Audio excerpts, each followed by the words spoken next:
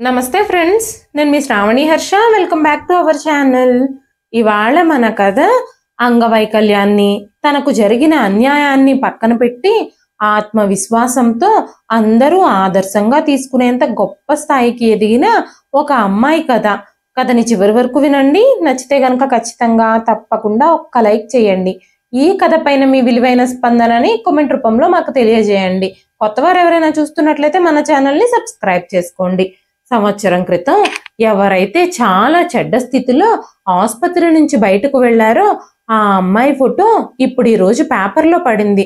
దేశం కోసం ఒలింపిక్స్ లో బంగారు పతకాన్ని తెచ్చిన అమ్మాయిగా మారిపోయింది తను. ఈ రోజు ప్రతి ఇంట్లో వస్తున్న టీవీలో ఆ న్యూసే కనబడుతుంది. టీవీలో డిబేట్ కి ఇన్స్పెక్టర్ విజయ్ని న్యూస్ యాంకర్ ఆహ్వానించారు. ఇన్స్పెక్టర్ విజయ్ని స్వాగతిస్తూ, ఈ రోజు మీరే మా స్పెషల్ గెస్ట్ అని చెప్పారు ఆ యాంకరు. మీరు లేకుండా ఈ అమ్మాయి కథ పూర్తి కాదు. మీ వల్లే ఈ రోజు ఆ అమ్మాయి మన దేశానికి స్వర్ణ పతకం సాధించింది. దేశం గర్వించేలా, తలెత్తుకుని నిలబడేలా ఆ అమ్మాయిని నిలబెట్టింది మీరే. ఈ రోజు ఏదైతే జరిగిందో దానికి ఫుల్ క్రెడిట్ మీకే వస్తుంది. కాబట్టి ఈ రోజు మా ప్రేక్షకులందరితో మీరు ఈ విషయం గురించి పంచుకోవాలి. ఆ అమ్మాయి విషయంలో ఏం జరిగిందో దేశం మొత్తమే కాదు, అనేక దేశాల ప్రజలు కూడా ఈ కథని వినాలని మేము కోరుకుంటున్నాము అని అడగగానే ఇన్స్పెక్టర్ విజయ్ ఈ విధంగా చెప్పడం ప్రారంభించారు. ఆ రోజు రాత్రి సుమారు 1 గంట ప్రాంతంలో చలిలో, పొగమంచులో హాస్పిటల్లో బయట ఒక కారు ఆగినప్పుడు ఆ కారు స్పీడు 100 ఉంది. బ్రేకులు వేసిన శబ్దానికి టైరు రోడ్డుకు రుద్దుకున్న శబ్దంతో ఆ చుట్టుపక్కల వాతావరణం అంతా ప్రతిధ్వనించింది. ఆ కారు నుంచి ఎవరో ఒక అమ్మాయిని బయటకు విసిరేయగానే మరుక్షణంలోనే కారు వేగంగా వెళ్ళిపోయింది. ఆ అమ్మాయి అక్కడే కింద పడి కనిపించింది. ఆ వాచ్మెన్ వేగంగా ఆ అమ్మాయి వైపు పరిగెత్తాడు. ఆ అమ్మాయి రక్తపు మడుగులో పడుంది. తనకి పూర్తిగా రక్తస్రావం అవుతుంది. ఆ వాచ్మెన్ ఆ అమ్మాయిని ఎత్తుకొని తొందరగా పరిగెత్తుకుంటూ ఆసుపత్రికి తీసుకెళ్లాడు. స్ట్రెచ్చర్ కోసం అక్కడున్న వాళ్ళందరినీ పిలిచాడు. అప్పుడు అక్కడ నర్సులు స్ట్రెచ్చర్ తీసుకొని బయటకు వచ్చారు. తను ఒక భయంకరమైన ప్రమాదంలో ఉందని చూస్తున్న వాళ్ళందరికీ తెలుస్తుంది. ఆ అమ్మాయి శరీరంపై లెక్కలేనన్ని గాయాలు, ఆ గాయాల నుంచి రక్తము ప్రవహించడం చూడగానే ఆ అమ్మాయి ఉన్న దయనీయమైన పరిస్థితి చూసి ఆసుపత్రిలో చర్చ మొదలైంది. పాపం ఆ అమ్మాయికి అలాంటి పరిస్థితి ఎలా వచ్చిందో ఎవ్వరికీ తెలియదు. ఒంటి నిండా చాలా గాయాలయ్యాయి. పాపం ఆ అమ్మాయి బ్రతుకుతుందో లేదో కూడా ఎవ్వరికీ తెలియదు. డాక్టర్లు కూడా ఆ అమ్మాయి విషయంలో ఆందోళన చెందారు. ఆ రోజు అన్ని న్యూస్ ఛానల్స్ లోనూ ఈ వార్త వైరల్ గా మారింది. ఆ అమ్మాయి గురించి అందరూ మాట్లాడుకుంటున్నారు. ఆమె ఎవరి కూతురో, తను ఎవరి తాలూకానో, తనకి సంబంధించిన వాళ్ళెవ్వరో ఎవ్వరికీ తెలీదు. అందరూ ఈ వార్తని సోషల్ మీడియాలో ఆ అమ్మాయి తల్లిదండ్రులకు చేరేలాగా స్టేటస్ల రూపంలో షేర్ చేస్తున్నారు. ఆ అమ్మాయిని ట్రీట్ చేయడానికి వచ్చిన వైద్యుల బృందం అంతా ఆ అమ్మాయిని పరీక్షలు చేసి చూసినప్పుడు ఆ గాయాలు యాక్సిడెంట్ వల్ల అయినట్టుగా కనిపించడం లేదు. దీంతో ఆపరేషన్ థియేటర్లో ఆ అమ్మాయి శరీరంపై ఉన్న గాయాలను చూసిన డాక్టర్ తన అసిస్టెంట్తో ఇలా అన్నాడు, మీరు ఈ అమ్మాయికి స్పృహ వచ్చాక కూడా తన పరిస్థితి గురించి తనతో సంభాషించకండి. ఆ అమ్మాయిని ఇప్పుడే ఏమీ అడగొద్దు, తనను స్ట్రెస్కి గురి చేయొద్దు అని చెప్పగానే ఆ జూనియర్ డాక్టర్ మౌనంగా తన గాయాలన్నీ శుభ్రం చేయడం ప్రారంభించారు. పోలీసులు బయటకొచ్చిన స్టాఫ్ అందరినీ ప్రశ్నలు అడుగుతున్నారు. సీసీటీవీ ఫుటేజ్ని కూడా రాబట్టేందుకు పోలీసులు ప్రయత్నిస్తూ ఉన్నారు. పోలీస్ ఇన్స్పెక్టర్ విజయ్ అక్కడికి వచ్చి ఉన్నాడు. ఆ అమ్మాయికి ట్రీట్మెంట్ చేస్తున్న సీనియర్ డాక్టర్ బయటకు రావడం కోసం ఇన్స్పెక్టర్ విజయ్ ఎదురు చూస్తూ ఉన్నాడు. ఆ డాక్టర్ బయటకు రావడం చూడగానే ఇన్స్పెక్టర్ విజయ్ ఆయన దగ్గరకు వెళ్ళి, డాక్టర్ గారు, ఆ అమ్మాయికి ఎలా ఉంది, ఇప్పుడు ఆ అమ్మాయి పరిస్థితి ఏమిటి అని అడిగినప్పుడు ఆ డాక్టర్ భరత్, ఇన్స్పెక్టర్ గారు, ఆ అమ్మాయిది యాక్సిడెంట్ కాదు, ఆ అమ్మాయిని ఎవరో గొంతు నొక్కి చంపే ప్రయత్నం చేశారు. ఆ అమ్మాయికి తన జీవితంలో మాట్లాడలేకపోవచ్చు. తన వోకల్ కార్డ్ బాగా దెబ్బతింది. ప్రస్తుతం తను ఇంకా స్పృహలోకి రాలేదు. ఎప్పుడు స్పృహలోకి వస్తుందో కూడా మేము ఇప్పుడప్పుడే చెప్పలేము. ఎవరో తనని చాలా ప్లాన్ చేసి చంపాలని చూశారు. తనని బాగా కొట్టారు. తన ఒళ్ళంతా గాయాలే ఉన్నాయి. మీరు ఆ అమ్మాయి కుటుంబానికి సంబంధించిన వివరాలు కనుక్కోవడానికి ప్రయత్నించండి. ఇప్పుడు ఆ అమ్మాయి ఉన్న పరిస్థితుల్లో తనకి తన కుటుంబం సపోర్ట్ చాలా అవసరం అని చెప్పగానే ఇన్స్పెక్టర్ విజయ్ సరే అని తలూపి సీసీటీవీ కంట్రోల్ రూమ్ వైపు వెళ్ళాడు. ఆ అమ్మాయి మంచం మీదే అపస్మారక స్థితిలో పడుంది. సెక్యూరిటీ కోసం ఒక లేడీ కానిస్టేబుల్ని కూడా ఆ అమ్మాయి దగ్గర నియమించారు. నర్సులు తమలో తామే మాట్లాడుకుంటున్నారు. ఈ అమ్మాయిని ఎవరో బాగా కొట్టారు. ఎవరో ఏంటో తెలియదు కానీ తనని చంపాలనుకున్నారు. కానీ చంపకుండానే ఎందుకు ఇక్కడికి తీసుకొచ్చి విడిచిపెట్టేశారో తెలియడం లేదు. అసలు ఏం జరిగిందో ఏమీ తెలియడం లేదు. ఆ అమ్మాయిని చూస్తుంటే పెళ్ళైన అమ్మాయిలాగానే ఉంది. తన భర్త ఆమెను కొట్టి చంపాలని ప్రయత్నించాడేమో. కొంతమందికి ఇంతే, మృగాలు భర్తలుగా దొరుకుతారు. అవసరాలు తీరిపోయాక భార్యను వదిలించుకోవాలని చూస్తారు. ఇష్టం వచ్చినట్టు కొట్టి చంపడానికి ప్రయత్నించి గంటల తరబడి టార్చర్ పెట్టిన తర్వాత ఇప్పుడు తీసుకొచ్చి ఆసుపత్రి బయట పారేశారు అని మాట్లాడుకుంటున్నారు నర్సులు. అక్కడ ఏం జరుగుతుందో తాజా వార్తలన్నీ తెలుసుకునేందుకు, అన్ని తమ న్యూస్ ఛానల్లో ముందుగా ప్రచురించేందుకు అన్ని న్యూస్ ఛానల్స్ నుంచి జర్నలిస్టులు వచ్చి అక్కడ గుమిగూడారు. ఆ అమ్మాయికి స్పృహ రాలేదని, ఆ అమ్మాయికి పెళ్ళయిందని మొదటి వార్త వెలుగులోకి వచ్చింది. కుటుంబ కలహాలే ఆ అమ్మాయి ఉన్న పరిస్థితికి కారణమని టీవీ ఛానళ్ల వాళ్ళు తమ ఛానళ్లలో ఊహాగానాలు కూడా చేశారు. ఇప్పటి వరకు నేరస్తుల్ని ఎందుకు కనిపెట్టలేదు అంటూ పోలీస్ డిపార్ట్మెంట్ వాళ్ళని తప్పుపట్టారు. ఆ మంచులో, ఆ చలిలో ఉదయం 6 గంటలకే ఇన్స్పెక్టర్ విజయ్ ఆ స్థలానికి చేరుకున్నాడు. అతను అప్పటికే ఆసుపత్రిలోనే ఉన్నాడు. ఆ అమ్మాయి స్పృహలోకి రావడం కోసం వేచి చూస్తున్నాడు. ఇన్స్పెక్టర్ని చూడగానే జర్నలిస్టులందరూ ఆయన్ని ప్రశ్నలు అడగడానికి బయలుదేరారు. వెంటనే ఇన్స్పెక్టర్ విజయ్, ఈ కేసు దర్యాప్తు జరుగుతుంది. ఇప్పుడు మీరు అడిగే ఏ ప్రశ్నలకి మేము సమాధానాలు చెప్పలేము అనగానే ఆ జర్నలిస్టులు, ఇన్స్పెక్టర్ సార్, టెక్నాలజీలు పెరుగుతున్నాయి. ఈ కాలంలో కూడా కేసు ఇంకా సాల్వ్ అవ్వలేదని చెప్తున్నారేంటి మీరు? కనీసం ఇప్పటి వరకు ఆ అమ్మాయి పేరైనా కనుక్కున్నారా? లేదంటే అది కూడా తెలియదా మీకు అంటూ వెటకారంగా మాట్లాడుతున్నారు. దీనికి కారణం పోలీసుల నిర్లక్ష్యమే. దీంట్లో ఎవరో పెద్దవాళ్లే ఇన్వాల్వ్ అయి ఉంటారు. వాళ్ళని సేవ్ చేయడం కోసమే వీళ్ళు నిజాలన్నింటినీ దాచి ఉంచుతున్నారు. సీసీటీవీ ఫుటేజ్ చూస్తే అసలు నేరస్తుడెవరో తెలిసిపోతుంది. అయినా సరే ఇంతవరకు మీరు ఏ ఇన్ఫర్మేషన్ బయటకు చెప్పడం లేదు. నేరస్తులను కూడా ఇప్పటి వరకు పట్టుకోలేకపోయారు అంటూ పోలీసుల గురించి నోటికొచ్చినట్టు మాట్లాడుతూనే ఉన్నారు ఆ జర్నలిస్టులు. అయినా సరే ఇన్స్పెక్టర్ విజయ్, నిజాలన్నీ త్వరలోనే తెలుసుకుంటాం. ఆ తర్వాత మీకు ప్రతి వార్తను అందిస్తాం. మనం త్వరలోనే కలుద్దాం అని చెప్పి మీడియా ముందు నుంచి వెళ్ళిపోయాడు. ముందుగా ఆ అమ్మాయి కుటుంబం కోసం, తన వాళ్ళెవరో తెలుసుకోవడం కోసం ప్రయత్నాలు జరుగుతున్నాయి. మీరు కూడా మీ వంతు ప్రయత్నాలు చేయండి. మీరు మీడియా ద్వారా ఈ వార్త అందరికీ అందించండి. ఈ పని ఎవరు చేశారో, ఎందుకు చేశారో తెలుసుకోవాల్సిన బాధ్యత మాది. ఇది మేం ఖచ్చితంగా తెలుసుకుంటాం. నేరస్తులు ఎంత పెద్దవాళ్ళైనా, ఎలాంటి వాళ్ళైనా, ఎంత ఇన్ఫ్లుయెన్స్ ఉన్న వాళ్ళైనా మేం కనిపెట్టి పట్టుకొని శిక్ష పడేలా చేసి చూపిస్తాం అని చెప్పి ఆ జర్నలిస్టుల దగ్గర నుంచి వెళ్ళిపోయారు ఇన్స్పెక్టర్. 2 రోజులు గడిచినా ఆ అమ్మాయి స్పృహలోకి రాలేదు. 3వ రోజు డాక్టర్ భరత్ కాల్ చేసి వెంటనే బయలుదేరి హాస్పిటల్కి రమ్మని విజయ్తో చెప్పగానే ఇన్స్పెక్టర్ విజయ్ గబగబా బయలుదేరి హాస్పిటల్కి వచ్చాడు. ఆ అమ్మాయి అలా బెడ్ మీద పడుకునే ఉంది. తన నోటికి ఆక్సిజన్ మాస్క్ కూడా ఉంది.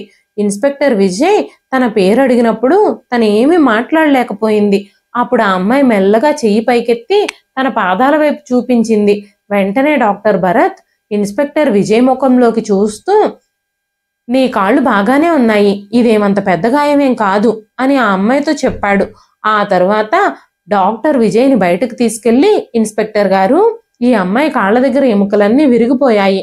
ఆపరేషన్ చేసి తన 2 కాళ్ళు తీసేయాల్సి వచ్చింది. ఆ అమ్మాయి ఒంటి నిండా చాలా గాయాలు, దెబ్బలు ఉన్నాయి. కానీ ఈ విషయాలన్నీ ఇప్పుడే ఆ అమ్మాయికి చెప్పకండి. ఆమె కొంచెం నయం అవ్వనివ్వండి, లేదంటే ఆమె మానసిక పరిస్థితి కూడా దెబ్బతింటుంది అని చెప్పినప్పుడు విజయ్ ఆ పరిస్థితిని అర్థం చేసుకున్నాడు. అప్పటి వరకు ఆ అమ్మాయి పేరేమిటో, తన కుటుంబం ఏమిటో తెలుసుకోలేకపోయాడు విజయ్. తన పరిస్థితిని ఇప్పుడు మెరుగుపరచడం చాలా ముఖ్యం. ఎందుకంటే ఆ అమ్మాయి పూర్తిగా స్పృహలోకి వచ్చి తను ఏమైనా మాట్లాడగలిగితే మాత్రమే తన వాళ్ళెవరు, ఏంటి, తనెవరో ఈ విషయాలన్నీ బయటకొస్తాయి. మీడియాలో కూడా ఈ ఘటనపై చాలా వార్తలు వచ్చాయి. కానీ తనకి సంబంధించిన వాళ్ళమంటూ ఎవ్వరూ బయటికి రాలేదు. విజయ్ ఆ అమ్మాయి పరిస్థితిని ట్రాక్ చేస్తూనే ఉన్నాడు. సీసీటీవీ ఫుటేజ్ కూడా చెక్ చేశారు.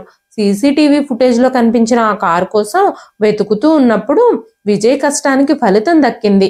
ఆ కారు ఏదో ఒక క్యాబ్ కంపెనీ వాళ్ళకి చెందింది అని విజయ్కి తెలిసింది.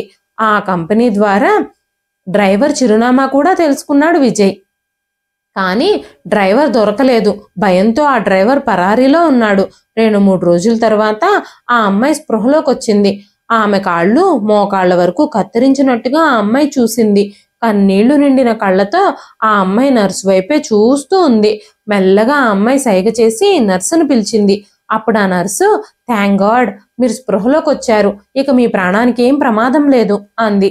ఆ సమయంలో అక్కడే ఉన్న విజయ్ ఆ క్యాబ్ డ్రైవర్ దొరికారని కానిస్టేబుల్ ఫోన్ చేసి చెప్పగానే గబ్బగబ్బా వెళ్ళిపోయాడు.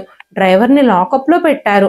డ్రైవర్ని ఇంట్రాగేషన్ చేస్తూ ఉన్నప్పుడు ఆ క్యాబ్ డ్రైవరు, ఆ రోజు దారిలో ఒక వ్యక్తి ఆ అమ్మాయిపై దాడి చేశాడు సార్, నేను ఆ అమ్మాయిని హాస్పిటల్కి తీసుకెళ్ళాలి అని, ఆ అమ్మాయి పరిస్థితి చాలా దారుణంగా ఉందని గొడవ చేస్తూనే ఉన్నాను.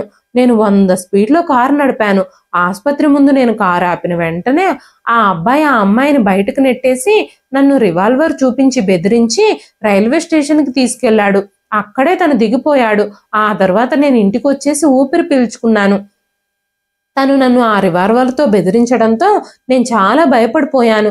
తను నన్ను తర్వాతైనా ఏమైనా చేస్తాడేమోనని నేను పోలీసుల దగ్గరకు కూడా వెళ్ళి కంప్లైంట్ చేయలేకపోయాను. కానీ పొద్దున్నే లేచి చూసేసరికి న్యూస్ ఛానళ్లలో ఈ ఘటనకి సంబంధించిన వార్తలు వచ్చాయి.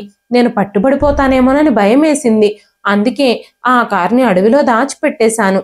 కానీ మీరు జీపీఎస్ ద్వారా దాన్ని పట్టుకున్నారు అని చెప్పగానే విజయ్ అతన్ని గట్టిగా లాగిపెట్టి కొట్టి కాలర్ పట్టుకొని ఆ రాత్రి అతన్ని విడిచిపెట్టిన వెంటనే మీరు పోలీస్ స్టేషన్కి వచ్చి వాంగ్మూలం ఎందుకు ఇవ్వలేకపోయారు?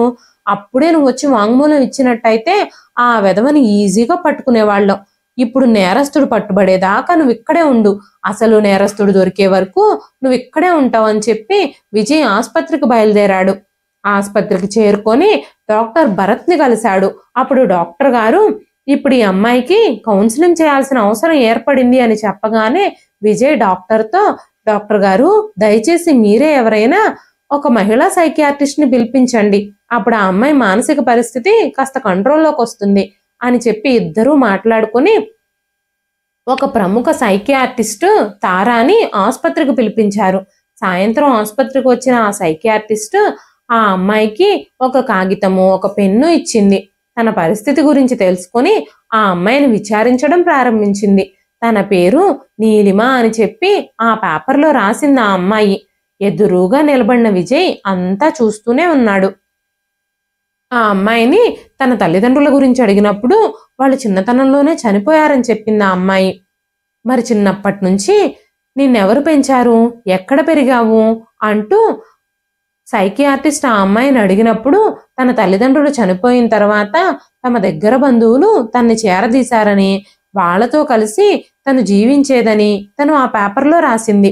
అప్పుడు ఆ సైకియాట్రిస్ట్ తార నీలిమని, మరి నీ విషయంలో ఇప్పుడు జరిగిందంతా ఎలా జరిగింది? నువ్వు మీ చుట్టాల కుటుంబంలో బాగానే ఉన్నావా?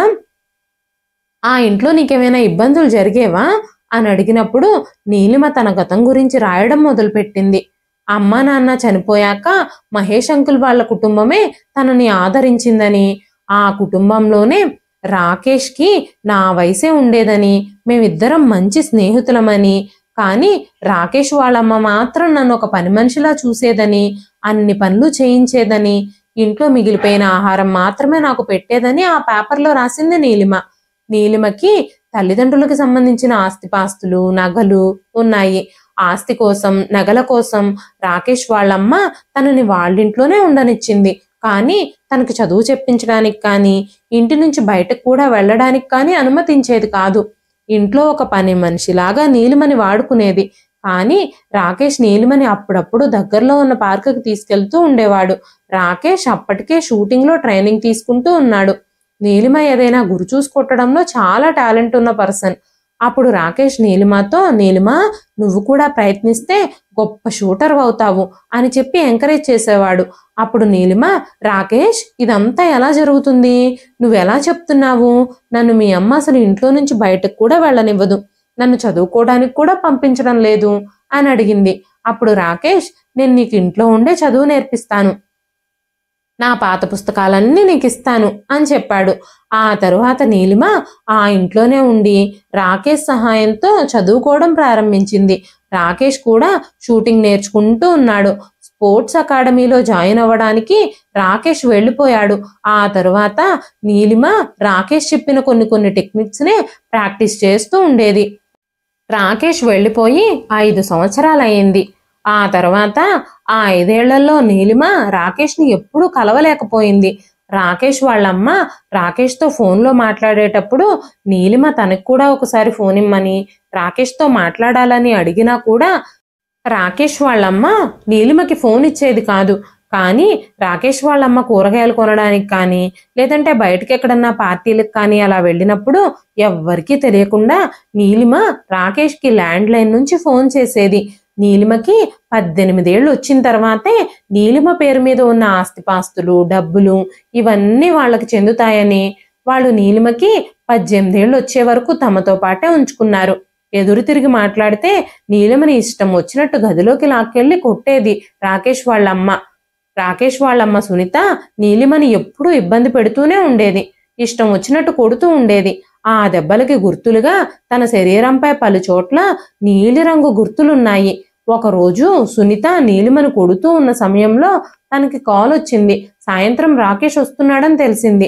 సాయంత్రం రాకేష్ తల్లిదండ్రులు ఇద్దరూ పెద్దగా మాట్లాడుకోవడం, గట్టిగా గొడవ పడ్డం నీలిమకి వినిపించింది. తనకేమీ అర్థం కాలేదు. గదిలో కూర్చుని నీలిమ ఏడుస్తూనే ఉంది. అప్పుడు రాకేష్ వాళ్ళ నాన్న మహేష్, నీలిమ బయటకు రామ్మా, వచ్చేదైనా తిను అన్నాడు. లేచి వంటింట్లోకి వెళ్ళింది నీలిమ. వంటింట్లోకి వెళ్ళి భోజనం కోసం వెతకడం మొదలుపెట్టింది. కానీ రాకేష్ ఎక్కడా లేడు. అంకుల్, రాకేష్ వస్తున్నాడన్నారు, రాలేదా, ఎందుకు రాలేదు అని అడిగింది. రాకేష్ రావడానికి కుదరదు అని చెప్పాడు. కోచ్ తనకి పర్మిషన్ ఇవ్వలేదట అని చెప్పినప్పుడు నీలిమ చాలా బాధపడింది. నీలిమ రాకేష్ని చూసి 5 సంవత్సరాలు గడిచిపోయింది. కానీ నీలిమ మనసులోనే రాకేష్ని ఇష్టపడడం ప్రారంభించింది. నీలిమ తన కోసం రాకేష్ తప్పకుండా వస్తాడు అని ఆశపడింది. సునీత ఆంటీ నీలిమని రోజు చిత్రహింసలకు గురి చేసేది. మహేష్ అంకుల్ మాత్రం తనకి సపోర్ట్గా నిలబడేవాడు. ఒకరోజు రాకేష్ ఫోన్ చేసి తన ఇంటికి వస్తున్నానని చెప్పాడు. సునీత ఆంటీ రాకేష్కి ఇష్టమైన వంటకాలన్నీ చేయడం మొదలుపెట్టింది. రాకేష్ వచ్చినప్పుడు నీలిమని అస్సలు పలకరించలేదు. తన తల్లిదండ్రులు ఇద్దరినీ కౌగిలించుకున్నాడు. రాకేష్ చాలా అందంగా ఉన్నాడు. నీలిమ తన చూపును కూడా తిప్పుకోలేకపోయింది. అలా రాకేష్ని చూస్తూనే ఉండిపోయింది. కానీ నీలిమ రాకేష్తో మాట్లాడడానికి సునీత ఆంటీ అస్సలు ఒప్పుకోలేదు. ఈ కథంతా నీలిమ ఆ పేపర్ మీద రాస్తూ ఉంది. అప్పుడు సైకియాట్రిస్ట్ తార, ఓహో నీకు రాకేష్ తెలుసా అని అడిగింది. వెంటనే నీలిమ అవును అన్నట్టు తలూపింది. ఆ తర్వాత మళ్ళీ తన కథని రాయడం మొదలుపెట్టింది. అప్పుడు రాకేష్, అమ్మా నువ్వెందుకు తన విషయంలో అంత సీరియస్గా బిహేవ్ చేస్తున్నావు, తను జస్ట్ ఒక పని మనిషి, తనను ఎందుకు తిడుతున్నావు, తను సరిగ్గా పని చేయకపోతే నువ్వు ఏదైనా అను, మిగతా విషయాల్లో ఎందుకు పట్టించుకుంటున్నావు అని రాకేష్ మాట్లాడుతున్న మాటలకి నీలిమ ఆశ్చర్యపోయింది. రాకేష్ తన పక్షాన నిలబడకపోవడంతో, తనని పని మనిషి అని పిలవడంతో నీలిమ చాలా ఆశ్చర్యానికి గురయ్యింది. అప్పుడు అనిత ఆంటీ నీలిమని తన కోడలుగా చేసుకోవడం గురించి మాట్లాడుతుంది. ఆ మాటలు విని నీలిమ ఒక్కసారిగా షాక్ అయిపోయింది. నీలిమ కూడా రాకేష్ని ఇష్టపడింది. కానీ అనిత ఆంటీకి మాత్రం నీలిమ అంటే ఇష్టం ఉండదు కదా, ఇప్పుడు పెళ్లి ప్రతిపాదన ఎందుకు తెచ్చిందా అనుకుంది. కానీ అనిత ఆంటీకి మాత్రం ఆస్తిపాస్తులే కావాలి. అందుకే తన కొడుకుతో నీలిమ పెళ్లి జరిపించాలని ఆలోచిస్తుంది. కానీ రాకేష్ ఏమీ మాట్లాడడం లేదు. రాకేష్ సిగ్గుపడుతున్నాడేమో అని నీలిమ అనుకుంది. కానీ మరుక్షణంలోనే రాకేష్ తలపైకెత్తి, అమ్మా నువ్వేం మాట్లాడుతున్నావు, నేను తనని పెళ్లి చేసుకోవడం ఏంటి అన్నాడు. ఆ మాటలు విని నీలిమ షాక్ అయిపోయింది. వెంటనే రాకేష్ తల్లి రాకేష్ని తీసుకుని లోపలికి వెళ్ళింది. ఆ తర్వాత చాలాసేపు వాళ్ళ మధ్యలో చాలా సంభాషణలు జరిగాయి. ఆ మాటలేంటో నీలిమకి స్పష్టంగా వినిపించడం లేదు. ఆ తర్వాత రాకేష్ వాళ్ళ నాన్న బయటకొచ్చి, నీలిమ, నువ్వు నా కొడుకుకి భార్య కావడం చాలా ఆనందంగా ఉంది.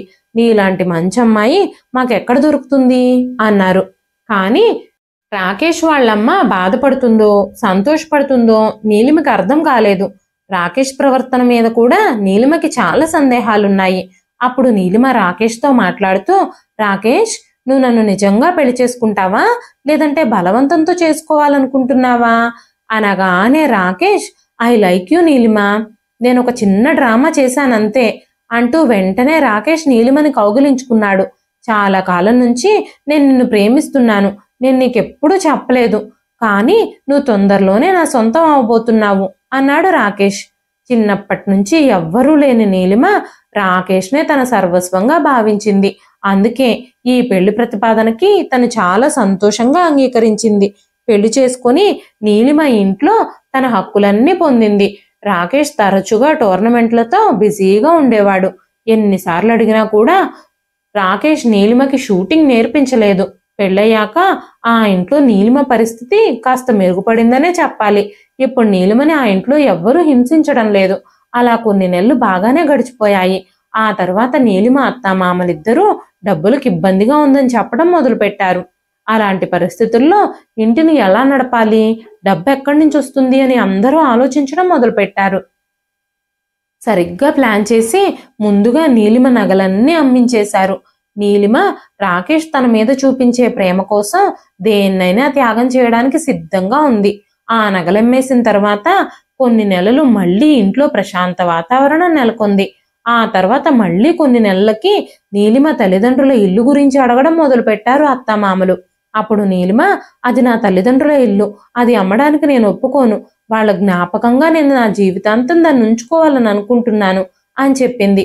అప్పుడు రాకేష్ తల్లిదండ్రులు, నువ్వు అలా ఎలా మాట్లాడతావు నీలిమ, ఇప్పుడు రాకేష్ నీవాడు, తన కుటుంబం నీ కుటుంబమే కదా, తన కుటుంబం ఇబ్బందుల్లో ఉన్నప్పుడు నువ్వు ఆ ఇంటి కోసమే ఎలా ఆలోచిస్తావు, రాకేష్ ఇల్లు ఇప్పుడు నీ ఇల్లే అవుతుంది కదా, ఈ ఇల్లు ఇబ్బందుల్లో ఉన్నప్పుడు ఆ ఇంటిని అమ్మేస్తే తప్పేమిటి అంటూ రాకేష్ తండ్రి మాట్లాడారు. ఎప్పుడూ ఆ ఇంట్లో తనకి మద్దతు ఇచ్చే సపోర్ట్ చేసే మహేష్ అంకుల్ అలా మాట్లాడడం నీలిమకి వింతగా అనిపించింది. నీలిమ, నువ్వు బాగా ఆలోచించి ఒక నిర్ణయం తీసుకో. మీ తల్లిదండ్రులు చనిపోయినప్పుడు నేనే నిన్ను చేరదీశాను, మా ఇంట్లో నీకు స్థానం కల్పించాను అంటూ మాట్లాడుతూ ఉన్నారు. ఎంత మాట్లాడినా నీలిమ అస్సలు ఒప్పుకోవడం లేదు. అప్పుడు నీలిమ అత్తగారు తన నిజస్వరూపం చూపించడం మొదలుపెట్టారు. వెంటనే నీలిమ జుట్టు పట్టుకుని హఠాత్తుగా తన మీదకి దాడికి దిగింది. రాకేష్ కూడా అంతా చూస్తూ నిలబడున్నాడు, కానీ ఏమీ మాట్లాడడం లేదు.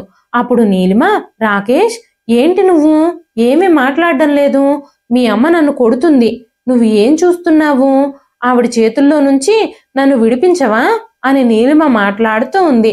కానీ రాకేష్ ఆమె వైపే ఏమీ మాట్లాడకుండా చూస్తూ ఉన్నాడు. అప్పుడు రాకేష్ వాళ్ళమ్మ రాకేష్తో, ఏంటి రాకేష్ నువ్వు చూస్తూ ఉన్నావు, నీ పెళ్ళం మన ఇంట్లో తిండి తిన్న విశ్వాసం కూడా మర్చిపోయి నోటికొచ్చినట్టు మాట్లాడుతుంది, తన్ని లాగిపెట్టి చెంపదెబ్బ కొట్టు అనగానే ఈ గొడవంతా మీరే చూసుకోండి అంటూ రాకేష్ ఒక కర్ర తెచ్చి తన తల్లి చేతికిచ్చాడు. ఏం జరుగుతుందో తెలియక నీలిమ ఆశ్చర్యపోయింది. అప్పుడు రాకేష్ నీలిమతో, నీలిమ, ఎందుకు ఇన్ని దెబ్బలు తింటున్నావు, ఒక్క సంతకం పెడితే నువ్వు బ్రతికిపోతావు కదా అన్నాడు. రాకేష్ చెప్తున్న ఆ మాటలు విని నీలిమ షాక్ అయిపోయింది. తను రాకేష్ని ఎంత నమ్మిందో, ఎంత ప్రేమించిందో, ఎంత విశ్వసించిందో, కానీ ఈరోజు రాకేష్ నోటి నుంచి అలాంటి మాటలు వచ్చాయి. ఏం చెప్తున్నావు రాకేష్, నువ్వు ఏం జరిగింది నీకు అసలు, నువ్వు ఇలా ఎలా మాట్లాడుతున్నావు అనగానే రాకేష్ వికృతంగా నవ్వాడు. పిచ్చిదానా, నీకు ఇప్పటికి కూడా అర్థం కావడం లేదా, నీ ఆస్తి కోసమే ఇన్నాళ్ళు మేము నటించాము, లేదంటే నేను నిన్ను పెళ్లి చేసుకుంటాను ప్రేమించాను అని నువ్వు అనుకున్నావా, ఇప్పటికైనా నీ మొండితనాన్ని వదులుకో, లేదంటే మేము నిన్నేం చేస్తామో మాకే తెలీదు, ఆ పేపర్ల మీద సంతకాలు పెట్టకపోతే ఇవాళ నీ ప్రాణమే పోవచ్చు అని మాట్లాడుతున్నాడు రాకేష్. రాకేష్ తన మీద చూపించిన ప్రేమంతా అబద్ధమని తెలియగానే నీలిమ షాక్ అయిపోయింది. అప్పుడు రాకేష్ కోపంగా, నేనెప్పుడూ నిన్ను ప్రేమించలేదు, ప్రేమించినట్టు నీ ఆస్తి కోసం నటించానంతే, మీ నాన్న నీ పేరు మీద రాసిన ఇల్లుని అమ్మి ఇప్పుడు నా సొంత అకాడమీ తెరవాలనుకుంటున్నాను, నా స్నేహితురాల్ని, నేను ప్రేమించిన అమ్మాయిని, ఆ తర్వాత నేను పెళ్లి చేసుకుంటాను. నీ అడ్డు శాశ్వతంగా తొలగించుకుంటాను. నువ్వు మర్యాదగా ఆస్తి పేపర్ల మీద సంతకాలు పెట్టు అంటూ నీలిమని బలవంతం చేశాడు. అప్పుడు నీలిమ అక్కడి నుంచి తప్పించుకోవడానికి, పారిపోవడానికి చాలా ప్రయత్నించింది. అప్పుడు తన అత్తగారు నీలిమ చేయి పట్టుకుని వెనక్కి లాగి ముగ్గురు కలిసి తన్ని కొట్టడం మొదలు పెట్టారు. రాకేష్ నీలిమ గొంతు మీద కాలేసి తొక్కాడు. నీలిమ చాలా అభ్యర్థించింది. నీలిమ మామగారు ఒక కర్రతో తన పాదాల మీద కంటిన్యూస్ గా కొడుతూనే ఉన్నారు. తన శరీరంలోని ప్రతి భాగము దాడికి గురైంది. కానీ నీలిమ ఏడుస్తూ అరుస్తూనే ఉంది. 2 గంటల పాటు తన్ని ఇష్టం వచ్చినట్టు కొడుతున్నా ఎవ్వరికీ జాలి కలగలేదు. ఎలాగోలాగా తను వాళ్ళ చేతుల్లోంచి తప్పించుకోవడానికి ప్రయత్నిస్తూనే, తను పెలుగులాడుతూనే బాల్కనీలోకి వచ్చింది. అప్పుడు రాకేష్ వచ్చి తన గొంతు పట్టుకుని, నువ్వు ఇలానే చావు, నీ ఊపిరి నేనే తీసేస్తాను అంటూ, ఈ రోజు నీ అడ్డు తొలగించుకుంటాను. నువ్వు చచ్చిపోతే నీ ఆస్తి నీ భర్తగా నాదే అవుతుంది. నా ప్రియురాల్ని పెళ్లి చేసుకోవడానికి కూడా ఆ తర్వాత ఎలాంటి అడ్డు ఉండదు అని రాకేష్ తన గొంతు నులమడానికి ప్రయత్నిస్తూ ఉన్నాడు. ధైర్యం తెచ్చుకొని నీలిమ పైనుంచి దూకేసింది. నేరుగా కింద పడిపోయింది. తన కథ మొత్తం తెలుసుకోగానే డాక్టర్ ఆశ్చర్యంగా ఇన్స్పెక్టర్ విజయ్ వైపు చూశారు. మరి ఆ రోజు రాత్రి నిన్ను హాస్పిటల్ దగ్గరికి తీసుకొచ్చింది ఎవరు అని నీలిమని అడగగానే నీలిమ కన్నీళ్లతో వాళ్ల వైపే చూస్తూ నాకు తెలియదు అని రాసింది. సరే, నీ ప్రాణాలు ఎవరు కాపాడారో చెప్పు అని అడిగినా కూడా నీలిమ తెలియదు అనే రాసింది. ఇప్పుడిక తన ప్రాణాల్ని కాపాడిన వ్యక్తి కోసం వెతకడం మొదలుపెట్టాడు విజయ్. అర్ధరాత్రి తనని హాస్పిటల్ బయట వదిలేసి వెళ్ళిపోయింది ఎవరు అని వెతకడం మొదలుపెట్టారు. దేశం మొత్తం నీలిమ కథ విన్నప్పుడు కన్నీళ్లు పెట్టుకున్నారు. నీలిమ భర్త గురించి, అత్తామామల గురించి ఎలాంటి ఆచూకీ దొరకలేదు. వాళ్ళు ముగ్గురు ఎప్పుడో ఎక్కడికో పారిపోయి దాక్కున్నారు. చాలా ప్రయత్నించినా కూడా వాళ్ళు దొరకనే లేదు. వాళ్ళ ఫోన్ నెంబర్లన్నీ కూడా స్విచ్ ఆఫ్ చేయబడున్నాయి. అప్పుడు ఇన్స్పెక్టర్ విజయ్, ఇది మా వైఫల్యమే అని నేను అంగీకరిస్తున్నాను, కానీ మేము పూర్తి చర్యలు తీసుకుంటున్నాం, మేము ప్రయత్నిస్తూనే ఉన్నాము అని మీడియా వాళ్లతో చెప్పాడు. అప్పటి నుంచి నీలిమ విషయంలో విజయ్ చాలా జాగ్రత్తలు తీసుకున్నాడు. నీలిమ కథని ఈ రోజు టీవీ స్టేషన్లో చెప్తున్నాడు విజయ్. అదే సమయంలో షూటింగ్ లో స్వర్ణ పతకం గెలిచిన తొలి భారతీయ అమ్మాయి నీలిమకి ఘన స్వాగతం లభించింది. అప్పుడే నీలిమ కూడా ఆ స్టూడియోకి వచ్చింది. అప్పుడు యాంకర్ నీలిమతో, నీలిమ గారు, మీ ప్రమాదానికి ముందు ఏం జరిగిందో ఇన్స్పెక్టర్ గారు అంతా చెప్పారు. ఇప్పుడు ప్రమాదం తర్వాత ఏం జరిగిందో మీ మాటల్లో వినాలని ప్రేక్షకులు కోరుకుంటున్నారు అని అడిగినప్పుడు నీలిమ తన ప్రమాదం తర్వాత ఏం జరిగిందో, తను ఎలా ఇన్ని సాధించగలిగిందో చెప్పడం మొదలుపెట్టింది. ప్రమాదం జరిగినప్పుడు నీలిమకి మాటలు రాలేదు. కానీ కొన్నాళ్ల చికిత్స తర్వాత నీలిమ మెల్లమెల్లగా మాట్లాడడం మొదలుపెట్టింది. తన నోటితోనే తన జీవితంలో జరిగిన విషయాలను అందరితో పంచుకోవడం మొదలుపెట్టింది నీలిమ. నా ఇల్లు, ఆస్తి సొంతం చేసుకోవడానికి, నా అడ్డు తొలగించుకోవడానికి నా భర్త, అత్తమామలు నన్ను చంపాలి అనుకున్నారు. అన్నీ కోల్పోయి ఆత్మవిశ్వాసం కూడా కోల్పోయిన నేనే నాకు భారంగా మారిన సమయంలో డాక్టర్ తారా ఇంకా ఇన్స్పెక్టర్ విజయ్ నాకు చాలా సపోర్ట్ చేశారు. నిజానికి వాళ్ళిద్దరి వల్లనే ఈ రోజు నేను బ్రతికున్నాను. ఈ రోజు వీల్ చైర్లో ఉండడం నాకు చాలా బాధాకరంగా అనిపించింది. అంతేకాకుండా నాకు నా అనే వాళ్ళెవ్వరూ లేరు. నా బాధని ఎవ్వరూ అర్థం చేసుకోరు అని నేను అనుకున్నాను. కానీ నేను ఆ రోజు డాక్టర్ తారా ఇంకా ఇన్స్పెక్టర్ విజయ్తో మాట్లాడినప్పుడు వాళ్ళిద్దరూ నన్ను చాలా సపోర్ట్ చేశారు. నాకు అదంతా చెప్తున్నప్పుడు నాకు షూటింగ్ అంటే ఇష్టం అని నేను చెప్పాను. అప్పుడు తారా ఇంకా ఇన్స్పెక్టర్ విజయ్, మీరు షూటింగ్ నేర్చుకుని షూటింగ్ మీద దృష్టి ఎందుకు పెట్టకూడదు, ఆ దిశగానే మీ జీవితాన్ని ఎందుకు ముందుకు సాగించకూడదు అని నన్ను ఎంకరేజ్ చేశారు. నేను షూటింగ్ మీద దృష్టి పెట్టి డిప్రెషన్ నుంచి బయటకు రావడంలో చాలా సహాయం చేశారు. కానీ నేను ఆ రోజు నాకు కాళ్ళు కూడా లేకుండా వీల్ చైర్కే పరిమితమైన నేను ఇదంతా ఎలా చేయగలను అని అడిగాను. అప్పుడు విజయ్ నాకు పూర్తి మద్దతుగా నిలిచారు. ఇన్స్పెక్టర్ విజయ్ సహాయంతో నా ఇంటిని నేను తిరిగి పొందాను. ఆ తర్వాత నేను ఒక షూటింగ్ అకాడమీలో కూడా అడ్మిషన్ పొందాను. నా శిక్షణ ప్రారంభమైంది. నేను చాలా కష్టపడి హార్డ్ వర్క్ చేశాను. నా లక్ష్యాలని ఛేదిస్తూనే ఉన్నాను. ఆ ప్రయాణంలోనే ఈ రోజు ఒలింపిక్స్ కి చేరుకున్నాను. నేను నా దేశానికి స్వర్ణ పథకం సాధించాను. నా కోసం చప్పట్లు కొట్టిన వాళ్ళందరి చప్పట్లు ఈరోజు ఇన్స్పెక్టర్ విజయ్కి ఇంకా డాక్టర్ తారాకి కూడా చెందుతాయి అని మాట్లాడుతూ ఉన్నప్పుడు ఆ యాంకరు, నీలిమ గారు, మీరు ఎప్పుడైనా మీ విషయంలో ఇంత దుర్మార్గం చేసినా మీ భర్త, మీ అత్తగారు, మామగారి మీద ప్రతీకారం తీర్చుకోవాలి అని అనుకున్నారా అని అడగగానే నీలిమ నవ్వుతూ, నా ముందు ఒకే ఒక్క లక్ష్యం ఉంది, అది మంచి షూటర్గా మారడం, అంతే తప్ప అనవసరమైన విషయాలకు నాకు టైం వేస్ట్ చేసుకోవాలి అని నేను అనుకోలేదు. అలాంటి వాళ్ళని చట్టమే శిక్షిస్తుంది, లేదు అంటే ఆ భగవంతుడే శిక్షిస్తాడు. వాళ్ళ గురించి ఆలోచించాలి అని కూడా ఆ తర్వాత నేను అనుకోలేదు అని చెప్పింది నీలిమ. దీంతో యాంకర్ చిరునవ్వుతో చప్పట్లు కొట్టారు. ఆ కార్యక్రమం పూర్తి కాగానే స్టూడియోలో కూర్చున్న వాళ్ళందరూ చప్పట్లు కొట్టడం మొదలుపెట్టారు. నీలిమ ఇన్స్పెక్టర్ విజయ్తో కలిసి బయటకు రాగానే, నీలిమ, మీ విషయంలో ఎవరైతే దోషులున్నారో వాళ్ళు కూడా ఈరోజు ఈ కార్యక్రమం చూసే ఉంటారు కదా అన్నారు. కానీ నీలిమ ఆ మాటలు విని కూడా ఏం సమాధానం చెప్పకుండా మౌనంగా ఉండిపోయింది. విజయ్ నీలిమని కారులో తీసుకెళ్తున్నాడు. విజయ్, నువ్వు నన్ను ఎక్కడికి తీసుకెళ్తున్నావు అని నీలిమ అడగగానే, అసంపూర్తిగా వదిలేసిన ఒక పని ఉంది, దాన్ని నేను ఈరోజు పూర్తి చేయబోతున్నాను అన్నాడు విజయ్. ఆ మాటలకు అర్థం ఏంటో నీలిమకి అర్థం కాలేదు. అప్పుడే నీలిమ తన మెడలో ఉన్న గోల్డ్ మెడల్ని తీసి పక్కన పెట్టబోతూ ఉండగా విజయ్ అడ్డుకున్నాడు. నేను నిన్ను ఒక చోటకి తీసుకెళ్లబోతున్నాను, అప్పటి వరకు నువ్వు ఆ మెడల్ని తీయొద్దు అన్నాడు విజయ్. ఎక్కడికి వెళుతున్నావు అని నీలిమ అడుగుతున్నా సరే సమాధానం ఏమీ చెప్పలేదు. మీరే చూద్దురు గాని ఓపిక పట్టండి అని చెప్పాడు విజయ్. కారు ఒక ఫామ్ హౌస్ లోకి వెళ్లి ఆగింది. ఆ గేటు దగ్గరికి వెళ్ళగానే విజయ్ అక్కడే ఆగి ఉన్న తన టీంతో గేట్ ఓపెన్ చేయమని చెప్పాడు. ఇన్స్పెక్టర్ సార్, రాకేష్ లోపలే ఉన్నాడు అని చెప్పగానే నీలిమకి స్పృహ తప్పినంత పని అయింది. అప్పుడు విజయ్ నీలిమని మౌనంగా ఉండమని చెప్పాడు. అందరూ లోపలికి వెళ్లారు. లోపలికి వెళ్లి చూసేసరికి రాకేష్ మందు గ్లాస్ చేత్తో పట్టుకొని మందు తాగుతూ కూర్చునున్నాడు. లోపలికి వస్తున్న పోలీసులను చూడగానే రాకేష్ గట్టిగా అరిచాడు. మీరు లోపలికి ఎలా వచ్చారు? మిమ్మల్ని లోపలికి ఎవరు అనుమతించారు?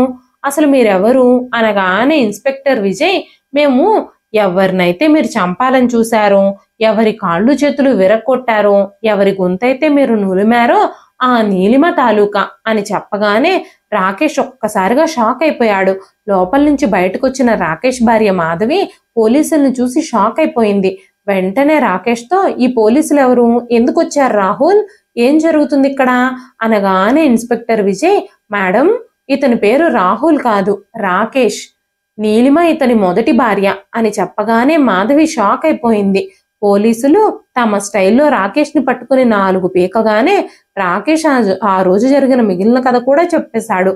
నీలిమ బాల్కనీలోంచి దూకగానే కింద ఆగి ఉన్న ఒక కారు మీద పడిపోయింది. అప్పటికే ఆ క్యాబ్ డ్రైవర్ నీలిమని చూడటంతో రాకేష్ పరిగెత్తుకుంటూ కిందికెళ్ళి మొహానికి మాస్క్ వేసుకొని ఆ క్యాబ్ డ్రైవర్ కి తుపాకీ గురిపెట్టి తనని తీసుకొచ్చి హాస్పిటల్ ముందు పడేసి అదే క్యాబ్ లో రైల్వే స్టేషన్ కి వెళ్ళిపోయాడు. ఆ తర్వాత రోజు ఉదయాన్నే న్యూస్ లో నీలిమకి సంబంధించిన వార్తలు రావడంతో తన పేరు, ఐడెంటిటీ మార్చుకుని కొన్ని రోజులు అజ్ఞాతంలోనే ఉండి ఈ బిజినెస్ మ్యాగ్నెట్ కూతురైన మాధవిని ప్రేమించి ట్రాప్ చేసి పెళ్లి చేసుకున్నాడు. రాకేష్ తల్లిదండ్రులు ఇద్దరూ ఒక యాక్సిడెంట్ లో మరణించారు. ఈ విషయాలన్నీ స్వయంగా తన నోటితో రాకేషే ఒప్పుకున్నాడు. రాకేష్ చాలా తెలివిగా తన ఐడెంటిటీ మార్చుకొని శిక్ష నుంచి తప్పించుకోవాలనుకున్నాడు. కానీ భగవంతుడు మాత్రం తన్ను వదిలిపెట్టలేదు. తను చేసిన ప్రతి నేరానికి శిక్ష పడేలా చేశాడు. ఇప్పుడు రాకేష్ జైల్లో శిక్ష అనుభవిస్తూ మగ్గిపోతున్నాడు. నీలిమ మాత్రం తన లక్ష్యం మీదే దృష్టి పెట్టి ఉన్నత స్థానానికి చేరుకుంది. ఇదండి ఈ రోజు కథ. ఈ కథ మీకు ఎలా అనిపించింది? కథ నచ్చితే ఒక్క లైక్ చేయండి. ఈ కథ పైన మీ విలువైన స్పందనని కామెంట్ రూపంలో మాకు తెలియజేయండి. మరెన్నో ఇలాంటి ఇంట్రెస్టింగ్ కథల కోసం మన ఛానల్ని సబ్స్క్రైబ్ చేసుకోండి. మరొక మంచి కథతో రేపు మళ్ళీ కలుస్తానండి. అంతవరకు సెలవు.